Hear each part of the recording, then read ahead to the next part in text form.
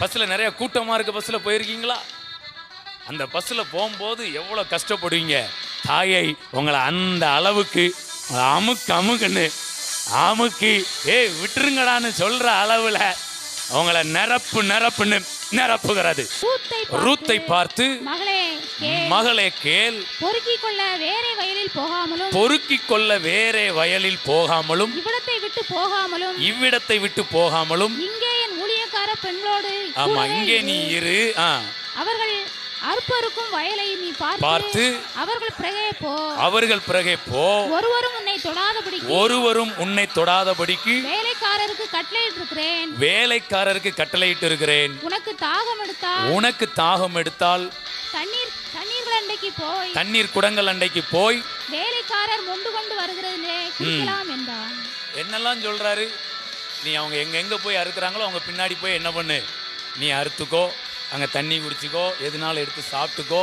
அடுத்து வேலைக்காரங்கள்ட்டையும் சொல்கிறாரு, அவளை என்ன பண்ணிடாதீங்க, ஒரு மாதிரி கீழ்த்தரமாக பார்த்துறாதீங்க, நாளைக்கு அவள் தான் எஜமாட்டி, பிறகு உங்களை வேறு மாதிரி பார்ப்பா. இன்றைக்கி பொறுக்க வந்திருக்கா அப்படின்னோடனே என்னத்தையாவது என்னம்மா அங்கே வந்து இடைஞ்சல் பண்ணிக்கிட்டு இருக்க வேலை பார்க்க இடத்துல, டேய் மறந்துடாதீங்கன்னா நாளைக்கு அவள் தான் உங்களெல்லாம் வேலை ரைட் காட். அப்போ அவங்களுக்கும் சொல்லியிருந்தாரு. இதெல்லாம் பார்த்தோன்னே ரூத்துக்கு பயங்கர ஆச்சரியம். அந்த ஆச்சரியம் தாங்க முடியாம போவாஸ்ட் ஒரு கேள்வி கேட்கிறா பாருங்க. 10வது வசனம். அப்பொழுது முகங்குப்புற விழுந்து வணங்கி நான் அந்நிய தேசத்தாளாய் இருக்க நீர் என்னை விசாரிக்கும்படி எனக்கு எதினாலே உம்முடைய கண்களில்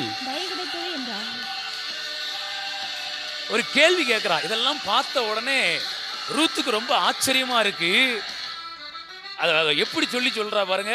நான் அந்நிய தேசத்தாளா இருக்க அவளுக்கு ஆச்சரியமா இருக்கு. முன்ன பின்ன அவர் என்ன பார்த்தது கிடையாது. நான் ஒருவேளை இந்த தேசத்துக்காரியா இருந்தா கூட சரி, சொந்த தேசத்துக்காரின்னு பற்று என்ன செய்யலாம், வரலாம். நான் அந்நிய தேசத்தாளா இருக்க, அதுவும் நேத்தைக்கு தான் நான் என்ன பண்ணியிருக்கேன், இந்த ஊருக்கே வந்திருக்கிறேன். இப்படி இருக்கும்போது உம்முடைய கண்களில் எனக்கு தயை கிடைப்பதற்கு காரணம் என்ன? அந்த கேள்வி எப்படி கேட்கிறா பாருங்களேன். என்னை விசாரிக்கும்படி எனக்கு எதினாலே உம்முடைய கண்களில் தயை. இந்த கேள்விக்கு உங்களுக்கு நான் பதில் சொல்றேன். எதனால தயை கிடைக்கி? அப்பா செஞ்சதுனாலே ஒன்று வருது.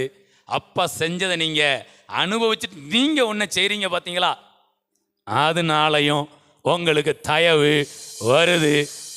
இந்த ஒரு பாட்டில் பாடம் தெரியுமா, முன்னும் பின்னும் என்னை நெருக்கி அப்படின்ன மாதிரி, முன்னாடி ஒரு தயவு பின்னாடி ஒரு தயவு.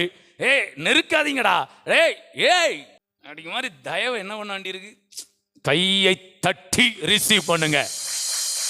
தயவை பார்த்துட்டு நெருக்காதீங்கடா. இந்த பஸ்ஸில் போகும்போது அங்கங்க நெருக்க, பஸ்ஸில் நிறைய கூட்டமாக இருக்க பஸ்ஸில் போயிருக்கீங்களா? அந்த பஸ்ஸில் போகும்போது எவ்வளோ கஷ்டப்படுவீங்க. தாயை உங்களை அந்த அளவுக்கு அமுக்குன்னு அமுக்கி விட்டுருங்கடான்னு சொல்கிற அளவில் உங்களை நிரப்புன்னு நிரப்புகிறது.